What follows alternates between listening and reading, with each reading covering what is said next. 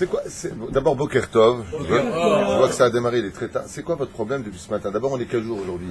On est le 23. On est le 23. Et le 6. Et le 6. Le 23 quoi? 23 juin. Et le 6 du mois de Tammuz. Ezrat Hashem, qu'on ait la Géoula pour ce mois. Une grande aslacha à tous ceux qui nous regardent, et particulièrement la ville de Ra'anana, puisque hier j'ai rencontré des gens de Ra'anana qui, Baruch Hashem, nous regardent aussi sur le site Internet. Alors, votre conflit depuis ce matin, est-ce qu'Internet c'est bien ou pas bien? La réponse, c'est que Internet, c'est une catastrophe dont on a besoin. Pourquoi on en a besoin? Vous savez, je vais vous dire une chose, que ce soit clair.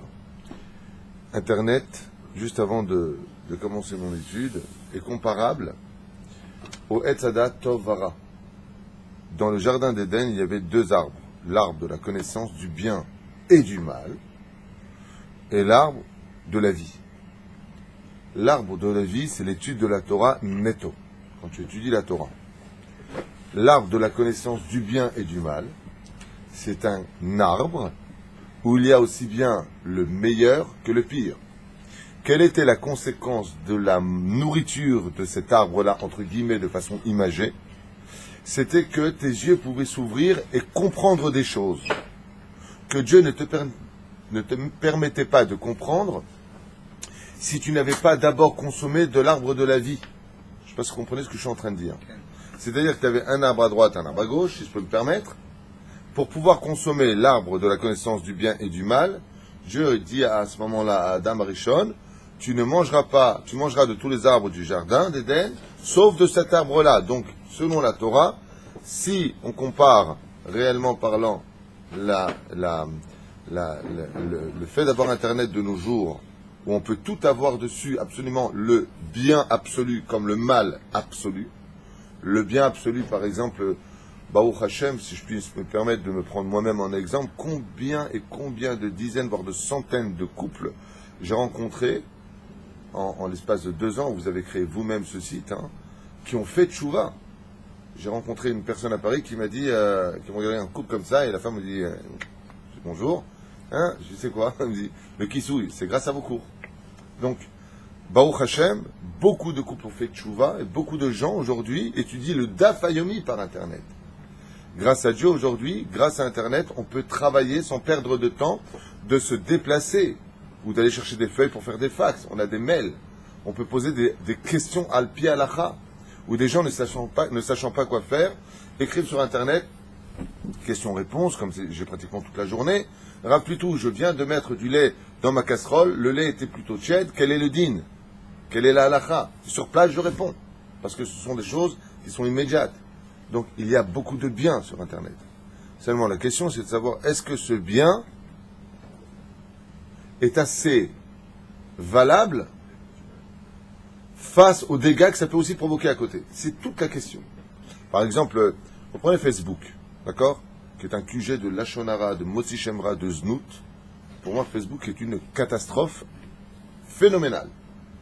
Si tu viens et tu dis, mais attendez, tu sais combien de couples se sont mariés grâce à Facebook? Mon neveu. Facebook, il avait une fille, il lui a écrit, se sont écrits, salut, t'habites loin de chez toi, t'es né à quel âge? Question blitz, comme ça. Ouais. Et puis, ils se sont mariés. Alors, quand même, parce que, je vais poser la question à mon neveu, et dire Facebook, c'est bien. Regarde, grâce à Dieu, je suis très heureux avec ma femme, j'ai 3 enfants. C'est bien. Vous savez combien Facebook a fait divorcer de couples? La question, c'est de savoir, est-ce que, réellement parlant, Qu'est-ce que tu en sais? exactement, est-ce que tu es capable de jeter l'écorce et de prendre le fruit? Je peux vous affirmer une chose, bien entendu, je pense que vous comprendrez mon langage, il y a beaucoup plus de dégâts sur Internet que de positivité sur Internet. Il y a beaucoup plus de gens qui vont regarder des films, vous avez compris de quoi je parle, sur Internet, que des cours de Torah. Donc, est-ce que oui ou non? Le deuxième cas de figure sur Internet, c'est qu'aujourd'hui, Internet n'est pas simplement une façon de passer du temps, comme ces enfants qu'on abrutit devant Internet toute la journée. Mais c'est aussi un moyen de travail, sans lequel aujourd'hui, tu ne peux pas travailler parce que tu seras plus compétitif.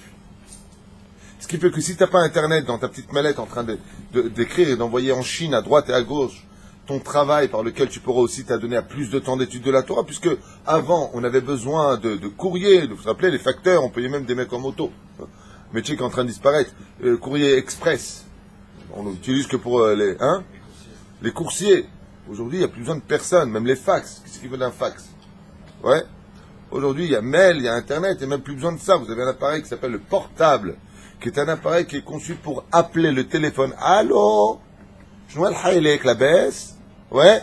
Aujourd'hui, c'est l'appareil photo. Tu vois, les mecs qui vendent des appareils photo, ils sont obligés de te vendre des trucs hyper sophistiqués parce que ton appareil photo, ton appareil photo, ouais, Pixel, ben c'est ton téléphone.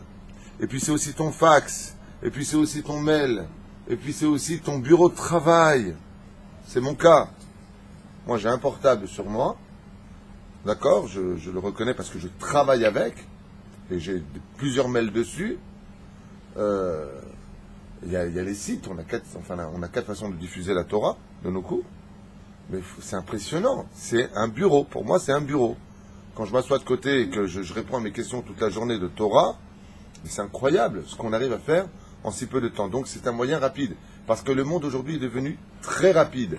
Si tu n'as pas la moto qu'il faut pour rouler ou la voiture qu'il faut à la vitesse dans le monde dans lequel tu vis, tu vas être dépassé par les événements. Ce qui fait que la question est de savoir qui utilise Internet. Et non pas est-ce que Internet c'est bon ou pas bon. La question est de savoir qui utilise Internet. Et on va souvent, selon la majorité. Alors, juste, la Torah nous dit comme ça. D'abord, il fallait consommer, la Gemara, les sages expliquent qu'il fallait consommer d'abord de l'arbre de la vie, et ensuite de l'arbre de la connaissance du bien et du mal. Si on avait consommé l'arbre de la connaissance du bien et du mal, Shabbat Kodesh, après avoir mangé de l'arbre de la vie, alors on n'aurait pas commis de faute, et l'arbre de la connaissance du bien et du mal aurait été le bien absolu, car le mal n'existe pas.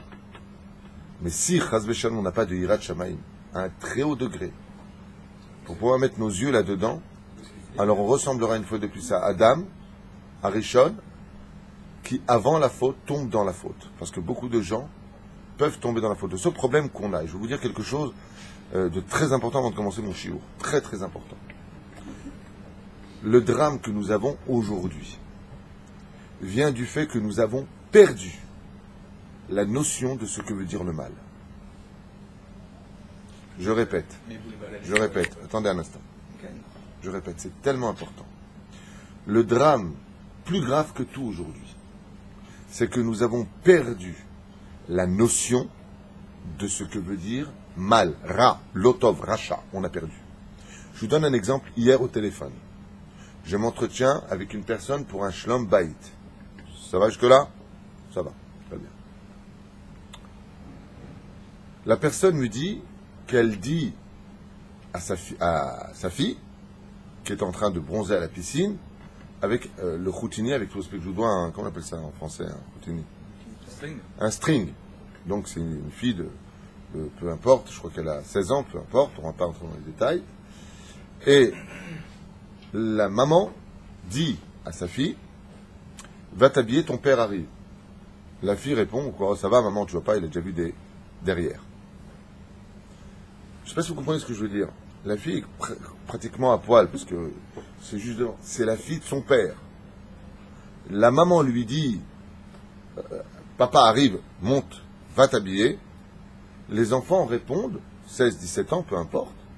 Oh ça va, tu vois pas ce qu'il y a à voir. On a perdu la notion.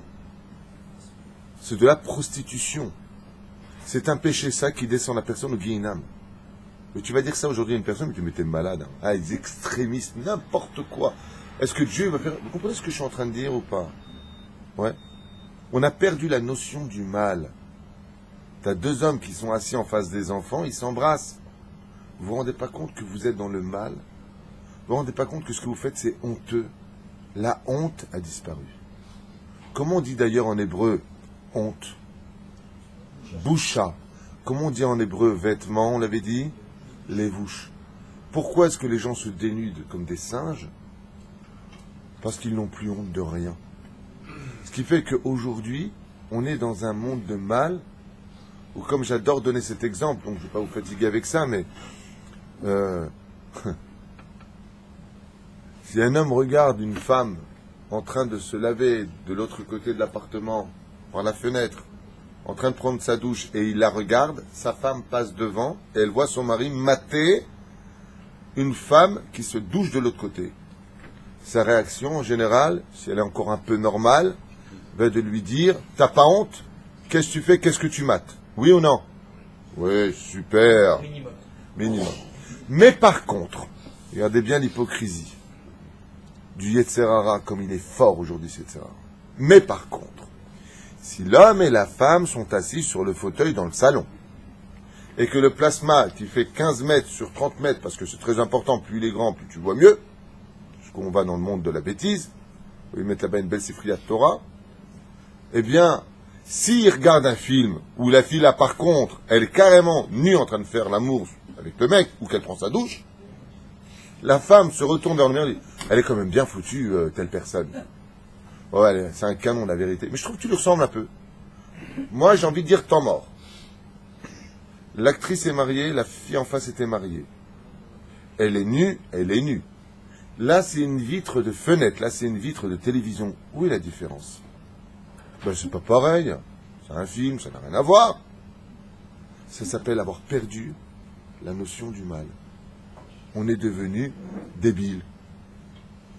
Si tu viens à la maison ou dans un lieu privé et tu vois la personne qui passe en maillot de bain, jamais elle le fera. C'est honteux, habille-toi. Mais si tu viens me voir à la plage, sans même soutien-gorge, c'est normal, c'est la plage. Pourquoi tu as changé de corps? Vous comprenez ce que je suis en train de dire? On a perdu la notion du mal. Ces gens qui ont perdu la notion du mal n'ont absolument pas le droit de mettre les yeux sur Internet. Parce que eux ne comprendront pas la gravité de l'impureté qui pénétrera dans leur âme et ne comprendront jamais le pourquoi de leur tristesse. Parce que la tristesse vient de là-bas. Ça fait rêver. Ça t'emmène vers des mondes qui t'éloignent de l'étude de la Torah. Alors c'est très dangereux, Adam. Et vous avez raison dans ce conflit. La réponse est que vous avez tous les deux raison. On a besoin d'Internet? Je pense que oui. Est-ce que oui, la tchouva, elle existe pour tout. Est-ce que c'est bien ou pas bien d'avoir Internet? C'est même pas une question, c'est une nécessité aujourd'hui. D'ailleurs, je vous pose une question simple, si je peux me permettre. Qu'est-ce qui se passe dans une société, une banque, une poste, ce que vous voulez, s'il n'y a pas d'Internet? S'il n'y a plus d'Internet, qu'est-ce qu'ils vous disent? C'est fermé, monsieur. On ne peut plus fonctionner. C'est-à-dire qu'aujourd'hui, nous vivons dans un fonctionnement où le modernisme ne nous permet pas, parce que la volonté d'Hachem aujourd'hui, c'est que l'on soit capable de lutter contre ce dernier combat qui fut le premier combat de l'histoire, l'arbre de la connaissance du bien et du mal. Le but est de savoir est-ce que nous, qui sommes une partie intégrante de l'âme d'Adam Arishon, sommes capables, oui ou non, de, cette fois, faire la teshuva, de ne pas tomber dans ce cas-là. Et il y en a pour qui il y aura marqué, Vayanos Yosef Minacheder. Il y a des moments pour qui il faudra dire, il faut que tu fuis Internet. Ouais. Ou alors que si tu viens sur Internet, tu sois accompagné d'une personne à côté. Vous comprenez ce que je veux dire? À part cela, chacun se connaît. Celui qui a des faiblesses pour les femmes, qui ne s'approche pas d'Internet. Celui qui a des faiblesses pour s'éloigner de la Torah. Ouais. Mais aujourd'hui, par exemple, au Kollel Or Eliyahu, nous avons un ordinateur dans le Kollel. Et vous savez où est-ce qu'il est? Il est dans le Kollel lui-même. Et à quoi il sert cet ordinateur? Il y a là-bas 3000 shootim. Alors, c'est quoi des shootim? Pas un shoot en français, hein. Des shootim, c'est des initiales du mot She'elot ou Teshuvot. C'est un ordinateur haredi. Il nous donne toutes les coordonnées et références de plus de 3000 Shulchan Aruch. Quand nos élèves là-bas ont un doute sur une question, comme ces livres-là n'existent plus mais qu'ils ont été reproduits par disque, alors nous les avons. Aujourd'hui, ici, dans ce kollel, si vous venez la journée, il y en a plusieurs qui sortent leurs ordinateurs et qui notent tout, comme j'ai vu de mes propres yeux le Rabbi Yitzhak Yosef de Elkut Yosef, et tout faire sur ordinateur. On est obligé. On n'est plus à l'époque des plumes et des feuilles. C'est rétro lentement. Vous comprenez ce que je suis en train de dire?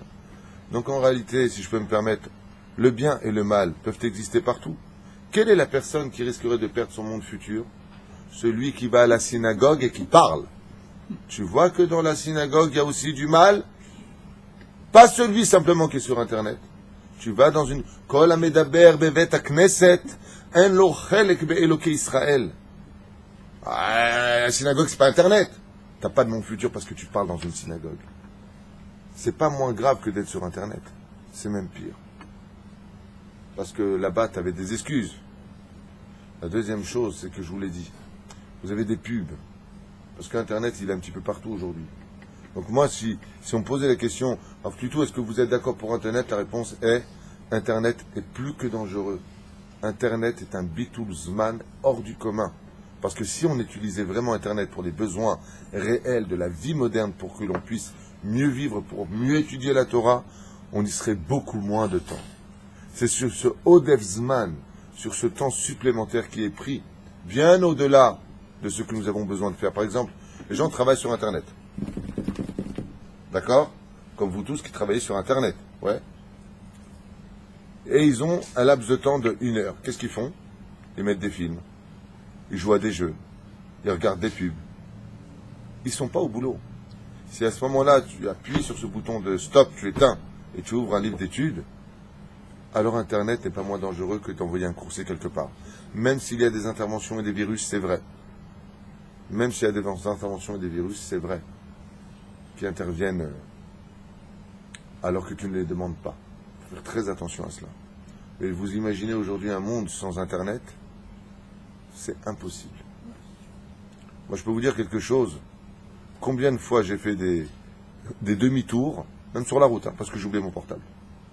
Quand tu oublies ton portable, tu as l'impression d'avoir oublié ton pantalon. Tu sais, tu es en caleçon dans la voiture et comment je vais sortir de la voiture? J'ai pas mon portable. Alors qu'on a vécu toute notre vie sans cela. On a vécu avec des téléphones que quand tu mettais ton doigt, qui ne savait pas qu'aller dans le nez, ouais, tu le mettais là, il revenait. Ouais. On a vécu, non mais c'est vrai, on n'avait pas de portable. Il y avait les Assimon en Israël. Tu mettais des Assimon, allo pronto. Aujourd'hui, il n'y a plus d'Assimon, il n'y a même plus de Simone, il n'y a plus personne. Lama, parce qu'aujourd'hui, on vit dans des temps modernes, tellement rapides, tellement rapides, que Akadosh Baruch Hu va apporter la Géoula au summum de l'intellect humain. Et on est encore loin du compte. Seulement, c'est vrai que ça nous coûte extrêmement cher, et que celui qui veut vraiment, et c'est là ma réponse pour vous deux, celui qui veut vraiment atteindre des niveaux les plus élevés, s'éloignera au maximum d'Internet. Ni pour le bien, ni pour le mal. Tu veux étudier la Torah, t'as qu'à aller dans un Beth Midrash et tu poses la question à ton Rav. Celui qui est d'un niveau moyen et qui ne veut pas évoluer, il restera dans son monde à lui de toute façon, de marmelarde comme ça entre le monde de la Torah et le monde du Chol. Celui qui est très loin de la Torah, je crois que la question ne se pose même pas pour lui pour l'instant. Tout dépend de qui il veut être dans la vie. C'est pour cela que ma réponse pour Internet est, si vraiment tu veux être quelqu'un de kadosh, tu veux vraiment être quelqu'un de kadosh, vraiment, tu veux servir Hachem sans que tes yeux voient la moindre impureté, ne mets jamais tes yeux pour Internet, même pas pour un Torah. Si tu es quelqu'un de moyen, écoute, je suis Baruch Hachem, tzaddik, mais de l'autre côté, bon, je veux voir un cours du Rav Ron Shaya, ou du Rav Dinovitch, ou du Rav Twitou, si je peux me permettre de mettre dans la liste avec l'aide d'Hachem, et ainsi de suite, Azlamal. Si tu es quelqu'un qui est très très loin, tu sais combien de gens regardaient Internet des films, ils sont passés à mes cours. Aujourd'hui, ils ne voient plus de films. Ils me l'ont dit de leur bouche. Avant, on voyait tout le temps des films. Aujourd'hui, Internet ne me sert que pour vous. Baruch Hashem. Baruch Hashem. J'aurais préféré qu'ils viennent ici en Israël, vivre avec le peuple d'Israël. Mais c'est pas facile pour tout le monde. C'est pas donné à tout le monde non plus, d'une certaine façon. Il faut s'orienter, préparer. Mais c'est pas évident. C'est pour cela que je vous mets en garde par rapport à cela. C'est une question de niveau, Internet. Mais n'oubliez pas un détail. Les questions après la mort, eux, n'appartiennent pas à des niveaux différents. Est-ce que tu as fixé un temps d'étude de la Torah? Qu'est-ce qu'ont vu tes yeux toute la journée? Parce que si tu avais quelqu'un de non religieux ici, tu aurais sorti une phrase, Henri. Une seule phrase. Ah ouais, parce que tu as besoin d'Internet pour voir des filles à poil? Tu veux pas sortir dehors? Donc dans ce cas-là, tu vas nulle part. Voilà exactement ce que dirait quelqu'un qui est très loin de la Torah. Est-ce qu'il a tort? Non. Il n'a pas tort. Parce que la znout, elle est partout. La prostitution, elle est flagrante partout aujourd'hui. Tu vas dans un canyon, tu peux pas mettre tes pieds dans un canyon. Allez-y, vous, dans un mall. Il y a quoi dans un mall? Pendant 8 mois, même à Ashdod, des filles qui sont complètement dénudées. Parce qu'elles ont trop chaud, les pauvres, ou pas assez d'argent pour acheter plus de tissus, j'en sais rien. C'est-à-dire que celui qui veut la voir, cette znout, il n'a pas besoin d'internet à la maison. Tu prends le bus normal comme tout le monde et puis tu vas en voir de la znout. Tu vas à Eilat, tu peux en voir. Mais il y a aussi beaucoup de Torah à côté. Ça dépendra de ce que tes yeux recherchent à voir. Si vraiment tu es quelqu'un qui a un contrôle, comme a fait Rabbi Meir, mais il faut être Rabbi Meir, à la Ness, pour jeter la clipa et manger le fruit, heureux est son sort. Mais c'est vrai qu'à notre niveau à nous, si une personne fait teshuva aujourd'hui, qui dit hop, hop, hop, hop, hop, moi maintenant je vais faire une vraie teshuva, me renforcer, alors qu'il commence à de plus en plus retirer ses yeux d'internet, et bien Ezrat Hashem, petit à petit il s'élèvera, jusqu'à ce qu'il n'ait plus besoin d'internet, il n'ait plus besoin de nos cours, parce que lui-même sera capable de faire des cours dans sa synagogue avec l'aide d'Hachem, la Tid Labo. Voilà, je referme cette parenthèse sur internet. Et Bezrat Hashem, et je finirai juste avec cette parenthèse, pour moi encore plus importante que toutes. S'il y a des gens que vous devez protéger, ce sont surtout les Neshamot, qui sont encore vierges d'expérience et d'images, ce sont nos enfants, c'est eux particulièrement qu'il faut savoir éloigner. Je vous rappelle que dans ma jeunesse, une dizaine d'années, les goïms, pas les juifs, je vous parle de ça quand j'avais moi-même 10 ans, 12 ans, 13 ans. La télévision était placée, je me rappelle, chez Benoît, un copain à moi, un non-juif. Quand tu arrivais dans son salon, il n'y avait pas de télévision. Je lui dis, mais elle est où la télévision? Dans la chambre des parents. Ah bon? Dans un meuble. Ah bon? Et on n'avait pas le droit, me raconter ce non-juif, de regarder la télévision, si ce n'est qu'avec l'autorisation des parents. Moi, je me rappelle, quand j'étais enfant, il y avait un truc qui avait lieu avant le journal télévisé. Ça s'appelait... Et les Shadok pompaient. Qu'est-ce qu'ils nous ont pompé l'air, les Shadok? Ouais. Vous vous rappelez de ça? Et à 8h, c'était le journal avec Roger Giquel. Ouais. Les speakerines étaient complètement couvertes. Elles se dénudaient, elles étaient virées. C'était une époque. Les goïms, l'éducation que nous avions eue, à 8h, on était au lit. Il n'y avait pas de traluide, il n'y avait pas de droite et gauche. Si on regardait une femme passer, avec concentration, on recevait une claque dans la tête. Qu'est-ce que tu regardes? Il y avait beaucoup plus d'éducation qu'aujourd'hui. Aujourd'hui, tu as le fils qui regarde, le père qui regarde et la mère qui regarde. Tout le monde regarde. Et on définit bien les choses. Protégez surtout vos enfants d'Internet. Il y a des façons... pour ceux qui le veulent vraiment, d'avoir Internet avec un système qui empêchera de rentrer dans des sites compliqués et interdits. Il y a une façon d'être religieux avec des protections. Si on a pris toutes les protections qu'il fallait, si on a fait tout ce qu'on devait faire, si on a protégé nos enfants d'Internet, et si on s'en est servi uniquement pour le travail, tout en étant quelqu'un d'intelligent. Par exemple, qu'est-ce qu'on fait quand on se trouve face à une femme avec qui on doit absolument négocier une chose? Qu'est-ce qu'on fait quand cette femme, elle a des apparences très attirantes? On va avec quelqu'un ou on n'y va pas du tout. S'il y a une personne à côté de toi, tu n'oses pas faire ce que tu veux et tu ne regardes pas ce que tu as envie de voir parce que tu as honte. Tu as la personne qui est à côté de toi. Si vraiment tu as des problèmes, alors tu prends quelqu'un avec toi. Tu peux venir avec moi, s'il te plaît, j'ai besoin de taper un truc sur Internet. Quel rapport? Viens avec moi, viens. Pourquoi? On ne sait jamais. La majeure partie des religieux qui sont tombés sur Internet ne sont pas partis sur Internet pour tomber, mais se sont surprendre à être en train de tomber quand ils étaient déjà en bas. Parce qu'on ne prépare pas la Havera. La Havera, c'est comme la colère. Elle vient par derrière. Elle ne te prépare pas à cela. C'est ce que dit Messilat Yesharim. Ça, c'est la première Havera, Abraham. La deuxième, c'est bon, je vais y aller, mais je fais attention, hein. Ah, mon doigt, il a glissé. La troisième, c'est bon, allez. De toute façon, on est que des hommes, on est fait de chair et d'os. Hein? De chair et de sang, plutôt on dit. La quatrième fois, c'est bon, je veux le voir. On justifie. Ouais, de toute façon, tu vois pas ce que c'est, j'ai l'habitude. Tu vois pas, tu vois pas. Tu connais le mot tu vois pas. Eh ben, Dieu, tu diras, bah, tu verras pas le monde futur. Tu vois pas contre tu vois pas. Eh ben, comme ça, tu vois plus rien. Après, il faut se protéger de ça et fuir la znout comme un homme fuirait la peste. Heureux celui qui, Ezrat Hashem, a eu l'opportunité, la chance et le srout de ne pas rentrer Internet chez lui. Et heureux celui qui, s'il a eu Internet chez lui pour X raison, comme dans mon cas à moi, qui a Internet sur mon propre portable, que Dieu me pardonne, que Dieu me protège de tout avérote, parce que c'est un challenge sur lequel l'homme se doit de lutter tous les jours. Et je peux vous affirmer une chose, homme comme femme, Internet a créé des dégâts dans les couples beaucoup plus importants que ce qu'elle a donné comme opportunité pour des couples de se retrouver, de se marier. C'est l'arbre de la connaissance du bien et du mal. Malgré tout, Adam et Chava sont tombés dans l'arbre de la connaissance du bien et du mal, et ça nous a coûté 6000 ans de réparation. Combien ça nous coûtera à l'échelle individuelle de regarder des choses interdites sur Internet? Combien cela nous coûtera à l'échelle individuelle? 60 heures, 60 jours, 60 semaines, 60 ans, ou 6000 ans encore d'histoire. Ça, il n'y a que Dieu qui sait. Reine, faites attention à vos enfants, faites attention à vos yeux, et faites surtout attention de prendre tous les moyens pour pouvoir, Bezrat Hashem, protéger toute personne de l'impureté, que ce soit la télévision. Le mec, il dit, j'ai pas Internet, mais j'ai la télé. Est-ce qu'on peut avoir une publicité sans znout aujourd'hui? Est-ce qu'on peut avoir un film sans znout aujourd'hui?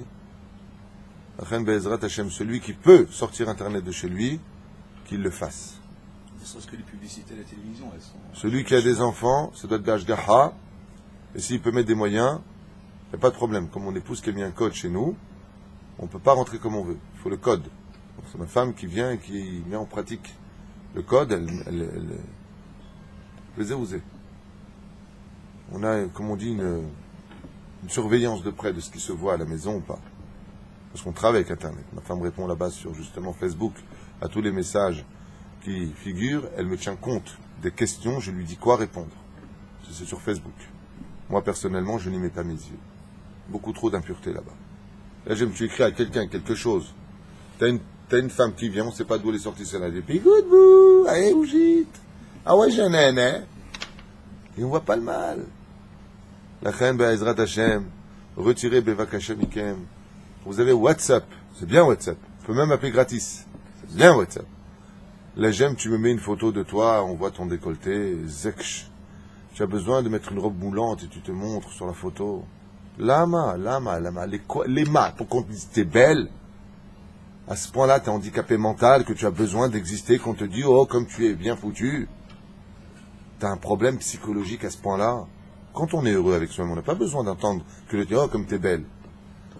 Mais, je sais pas, un truc qui te ressemble. On dit que, je fais une blague, mais vous avez remarqué que chaque fois qu'une personne sort son chien, c'est bizarre, hein, ce que je dis, hein, il finit par ressembler à son chien. C'est vrai ou faux? C'est un truc, je vois souvent ça avec les Russes ici en Israël. Tu vois la personne qui sort son chien, il finit par lui ressembler. Dans les 101 Dalmatiens de Walt Disney, il y avait un peu cette notion de le propriétaire avec son chien, il finit par lui ressembler. Je sais pas, mais un truc qui te ressemble. Il y en a un, il est Lubavitch. Alors, il a WhatsApp. Tu vois la photo du rabbi, c'est mignon. Mon copain Jacques Serror, que Dieu le bénisse, il a mis la photo du Kotel. C'est mignon. Mais ça provoque du lachonara. Des fois, les mecs, ils viennent, ils se mettent en photo, puis il a grossi. Je dis, oh là là, t'as vu comme il a grossi là? La mettre à lachonara. On fait plein d'avérotes et on n'est pas au courant.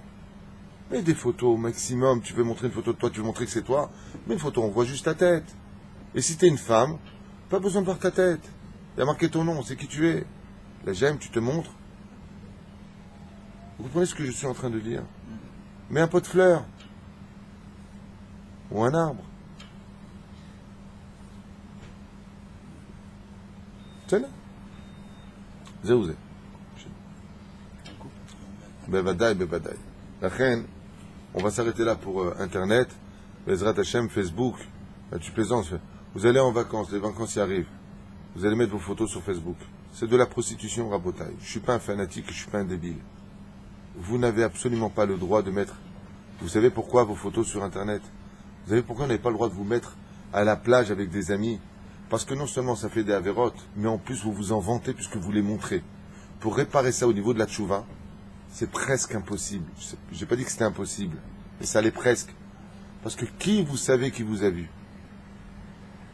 Sur Facebook, tout le monde peut rentrer aujourd'hui. Il y a le côté, tu m'invites en tant qu'ami? Oh oui, je te prends en tant qu'ami. C'est super. Mais vous avez la première page. Tous ces yeux de non-juifs qui regardent des filles d'Israël, qui se montrent à Deauville, à Juan-les-Pins, à Tel Aviv ou à Ashdod, ils vous voient nus, c'est irréparable. Comment tu veux récupérer ces yeux qui t'ont vu toi? Tu as été un obstacle pour eux. Combien de larmes tu vas verser dans ta vie? Combien de télim tu vas lire dans ta vie pour réparer ça? Combien tu vas prier le ciel et la terre que Dieu fasse oublier que ces gens sont tombés? Parce que pour chaque œil qui t'a vu, tu paieras. Pourquoi tu as besoin qu'on te montre comme ça, voilà? Là, j'étais alors. Elle, c'est Valérie, ma copine. Elle, c'est Sylvie. Ouais, c'était génial. Et lui, c'était mon copain. Parce qu'il était avec ma copine. Mais pourquoi tu as besoin de ça? Qu'est-ce qui t'arrive? Tu te sens morte à ce point-là pour exister, pour avoir quelque chose à dire? Ça m'est venu mazé. Et on te regarde, et on te voit, et des commentaires en plus. Waouh, comme t'as bronzé, l'autre. Oui, je sais, l'autre. C'était où? Ah, je te dis pas. Ah, vas-y, dis-moi. Mais attends, c'est pas possible. Il y a un moment, il faut évoluer au niveau de l'esprit. Je veux dire, à l'homme préhistorique, c'est fini au niveau de la tête. Eh ben non. C'est là où je dis que même le mal, on ne voit plus que c'est du mal. Le pire, c'est que ce que je viens de faire, on pourrait penser que c'est des gamines de 8 ans. Hein. Pas du tout. C'est même des femmes mariées. Les femmes.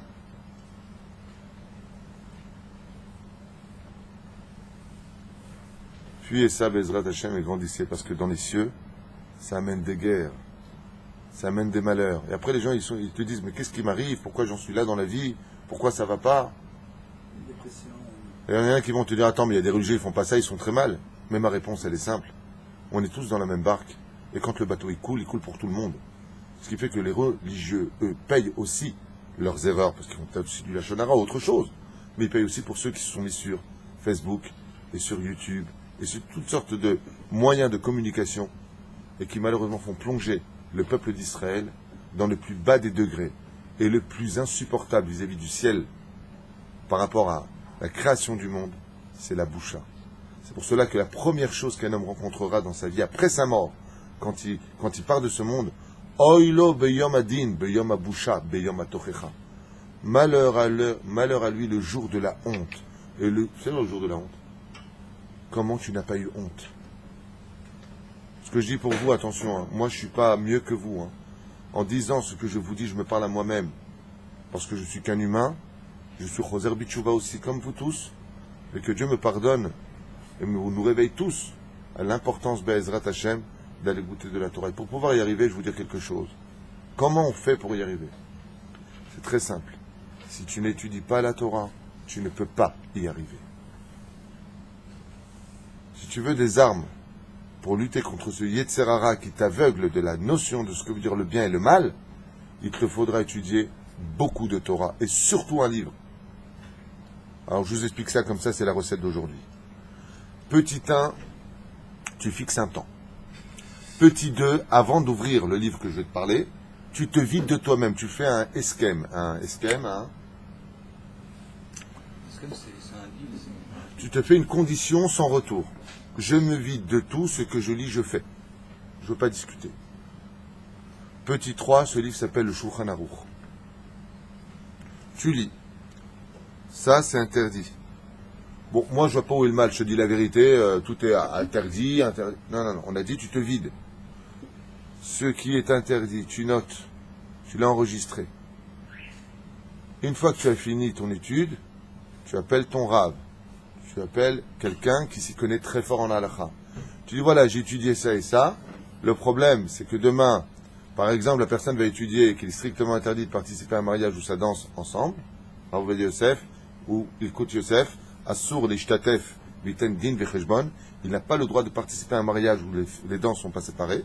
Il donnera des comptes le jour du jugement sur ça. La personne a le mariage de son frère la semaine d'après, il a étudié ça. Il appelle son Rav.